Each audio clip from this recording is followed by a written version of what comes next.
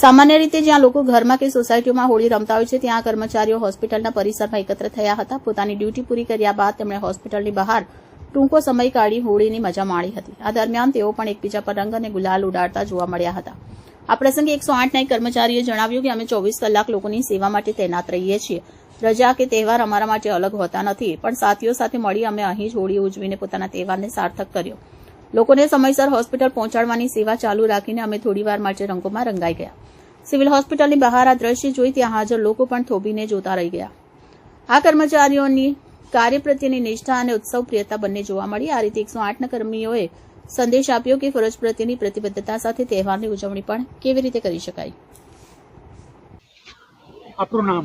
મારું નામ વિકેશ એમ રાઠવા છે. સુરત ડિસ્ટ્રિક્ટ 108 ઇમરજન્સીમાં સુપરવાઇઝર તરીકે કામ કરું છું અને અમારી ટીમ છે આખી જ.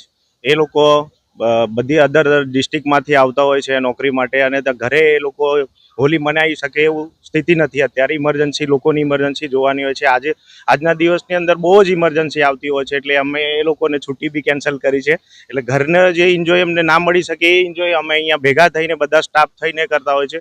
હોળીના દિવસે અધર ઇમરજન્સી કરતાં વધારે એટલે કે 70 થી 50% વધારે આવવાની શક્યતા હોય છે. જેવી કે કોઈ ડ્રાઉનિંગનો કેસ આવે છે, મારામારીના કેસ આવે છે, એ પ્રમાણે આવે છે. તો અમારે સુરત ડિસ્ટ્રિક્ટની અંદર આશરે અત્યારે 71 એમ્બ્યુલન્સ ઓન રોડ છે અને એમાં કોઈ એ જ નથી, બધી જ એમ્બ્યુલન્સ કાર્યરત છે અને અમુક હોસ્પિટલ પર બી ઊભી રાખી છે. જે જગ્યા પર વધારે ઇમરજન્સી આવી શકે છે એવી આજના દિવસ માટે અમે એ જગ્યા પર એમને તત્પર કરી રાખ્યા છે.